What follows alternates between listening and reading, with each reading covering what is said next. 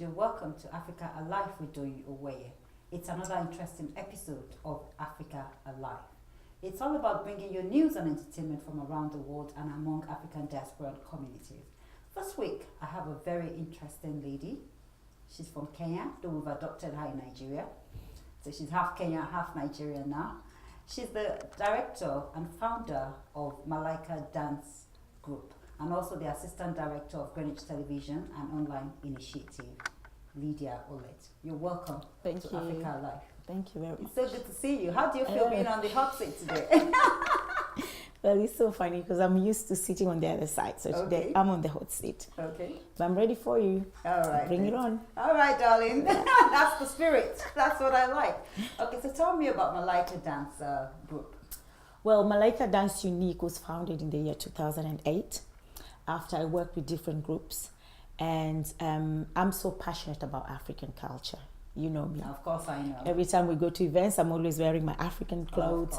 And if I don't, that's why I have my bracelets to represent Africa, or this more represents Kenya and the Kenyan flags. Because when I came to this country and I started working with different groups, we go to different schools, and just it's sad when I go to schools and then I see an African child or African origin. Some of them don't even know where they come from. You know, you ask them, where you from? And they're like, my mom is from Africa. And I'm like, well, Africa is not a country. Africa is a continent. So which country in Africa? And they're like, I don't know. And I was thinking, seriously? And it wasn't happening once. It's happening every school, some even adults. And I thought, okay, that's not good. I want to start teaching African culture. I want to teach the youths. I want to teach my own children.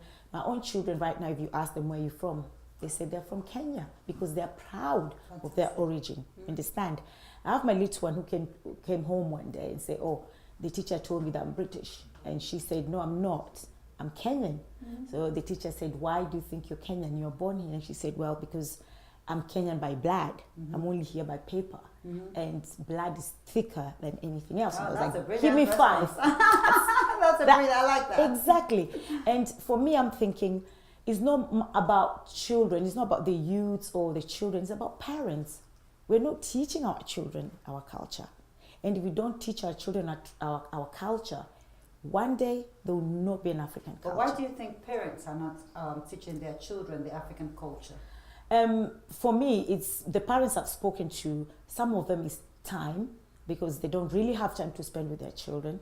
All they do is work. They don't know how to balance work and family life. You understand? So there's more work, or church work, or mosque. It's taken over, and then we give priority to things that don't really matter. Because for me, if you stand up and tell me I'm successful, I want to see your kids. If they're children who don't disturb the community, they're children who are bringing a profit in the society, I'll say, wow, that is a successful person. But we've misplaced our priorities. We think, oh, having a big car, having a big house, working too much, having so much money. So we don't have time to teach our children our culture. So where does it start now? How do they start? Instilling these things into first the parents, and of course transfer to the children. How do we go about getting them started? I think with the parents, you know where you're from, you know your roots. And the other thing as well I wanted to say is, I think not all parents know their root. Not all African parents know their root. But why? Some of them have stayed too long in this Western world. Okay, fine. They've forgotten all about where they come from. Okay, but I think personally, if you've stayed here for so long, I don't think that's an excuse to tell me that you don't want to know where you're coming from. Because in order to know your history, you have to know your past. So you can't tell me you're moving forward and you don't know where you came from. So you need to find out where you came from. You understand? And then you need to teach it to your children. Because if I don't teach my kids will not teach their kids will not. Before you know it, there's nothing like African culture. We're here, all we do is complain, but we're not doing something about it. We say the children are indisciplined, the children are not disciplined, but what are we doing? If we teach them where they're coming from, if we teach them their roots, they will know that, okay, this is how I should behave, this is how I should, you understand? Yes. Not all the time. We don't have to smack them all the time. I know that's an African thing. I was smacked, nothing happened to me. And when I go to schools, I always tell them that. I say, in an African culture, this is how we behave. But in your culture, it's totally different. but you can adapt it if you want to. You understand? Yeah. So, and the other thing I know I've seen with a lot of Africans, they're ashamed of their culture. Why? Why would anybody be ashamed of their culture? They are ashamed Should of be their proud culture. of where you come from. Because I met this guy, he's actually a Ghanaian guy. So I Okay. was really shocked that he actually said that. He saw all these things I'm wearing in my hand and he was like, oh my God, if you're in Ghana, they'll say you're a witchcraft or witch, whatever. I Oh said, my God. you know what? I'm really proud to wear this. Yeah. And I had a lot of them, and then I grew fat, a little bit fatter. I had to take some out. But I had a lot of them in both hands because for me, if I can't dress to represent Africa, I'll have something that will represent Africa. So anytime I walk and people say, oh, I like those beads, I start talking about Kenya. And that's why I talk about Kenya so much. Every school I go to, I make sure I talk about Kenya. If you don't want to talk about your country, if you don't want to talk about Nigeria or Ghana or Mali, that's your business. But I'll make sure that my country is known and is grounded in this country. And you're doing great, I must say. I must commend you. Thank you. Because everywhere I see you, the first time I saw you, you were adorned in this Kenya outfit, like a Kenyan flag. Kenyan flag. Oh, beautiful dress. Thank you. You know, and then another time I saw you, you were wearing something unique as well. I think it was at an awards ceremony, and you were wearing something unique as well, something African, something Kenyan. And I was like, oh, wow, I love this lady. You know, she's doing all she can to promote where she comes from, to promote her roots, you know, which is quite good, you know. So, and then I realized that you came up with a concept, Kenya in the Park. Unfortunately, I could not attend the last one because I was out of the country. But I mean, response from people, things that I've read in the media and all that, it shows that it was a huge success. So tell me the whole idea behind that concept of Kenya in the Park. Well, after the election that we had in Kenya 2008, there was a lot of separation from tribes, you know, and they extended that here as well. As much as it was in Kenya, they extended it here, and there was Kikuyus there, and Luos there, and Kambas there, and Luyas there, and everybody's, and we're all Kenyans. And I was thinking, okay, if anything was to happen after what happened in South Africa, in fact, that's what triggered me. And I was like, okay, if anything was to happen to us, nobody can say nothing can happen. Anything can happen at any time. Where will Kenyans go to? Our first point will be at the mission.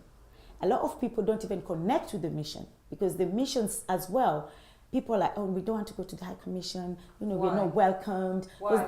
They feel, what's giving them the idea that they're not welcome at the mission? Because they always feel that there's just a certain people that are welcomed in the mission. Or the upper class. The upper class, they are welcomed, you know. So, and I thought, we have a lot of Kenyans. We have those ones who work every day. We have those ones who are struggling with their papers. We have normal Kenyans. Okay, we have those ones that are up as well. We're in this country. Nobody should think I'm here and you're there, because when something happens, we need each other. Yeah, that's when I sat down and I thought, you know what can I do to bring Kenyans together? And for me, it was just Kenya in the Park. Because I saw Ghana in the Park, because you know, there's nothing new under the sun. We always look at what someone has done and then you do it in a unique way. You prove it. So you have something, a uniqueness that is not like the other person. So I saw Ghana in the Park, and the success of Ghana in the Park is beautiful. And I thought, I can actually do something like this. So I got people together, I spoke to them, I went to the High Commission, and they were really excited. And they were like, wow.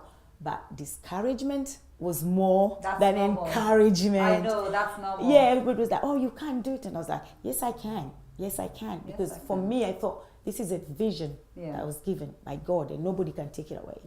And because it's something that I do already, I trade Kenya everywhere. I talk about Kenya. I'm a culture person. I know I can do this.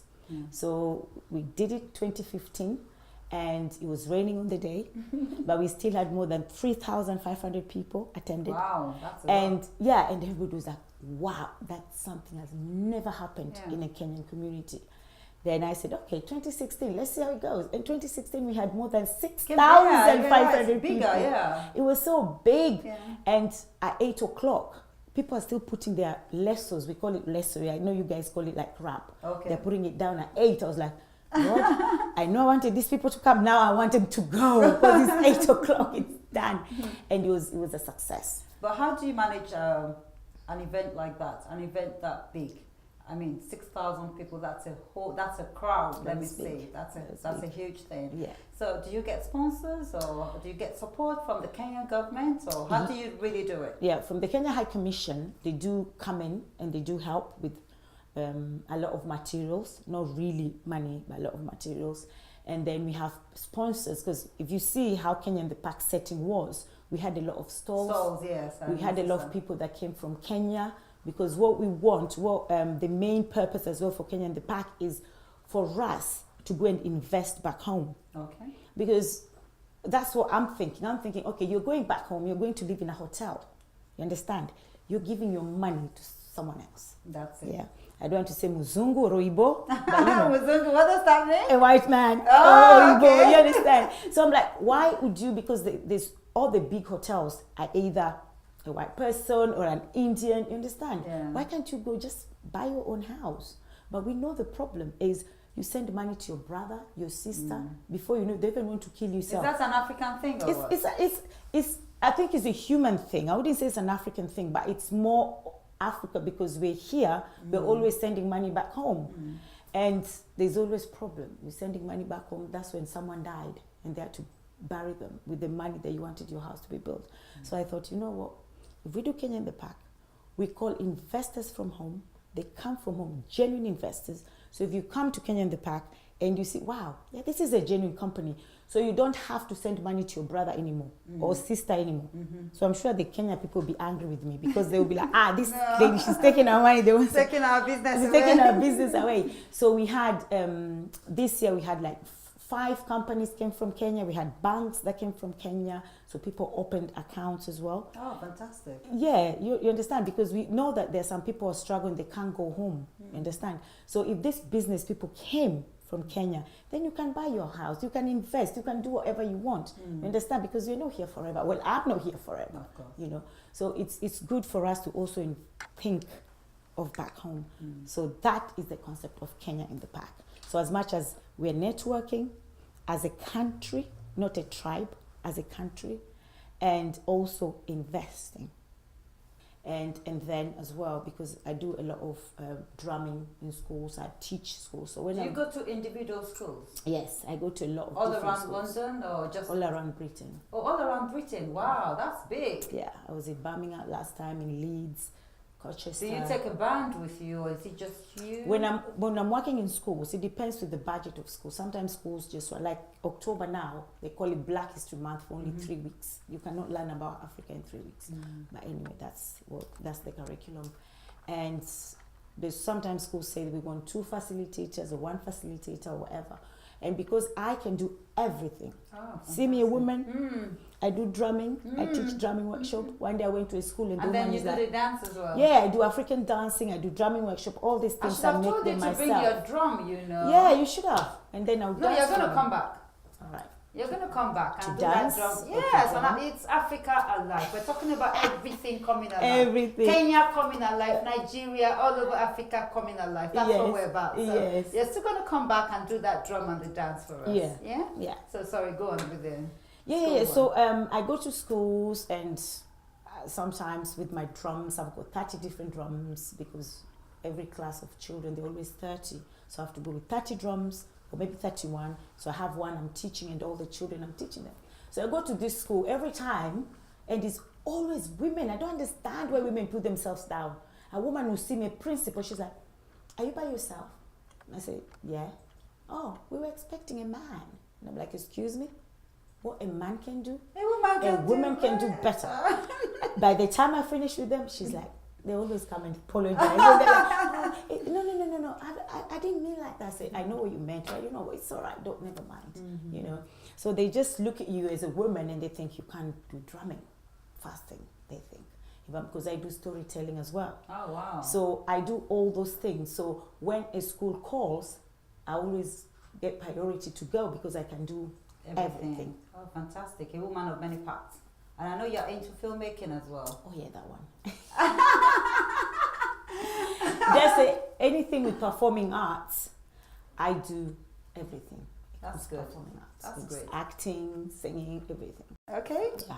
Thank you very much, Lydia. Thank you. Take care of yourself. I Thank hope you to very see you much. again on Africa Live. Definitely. Bye.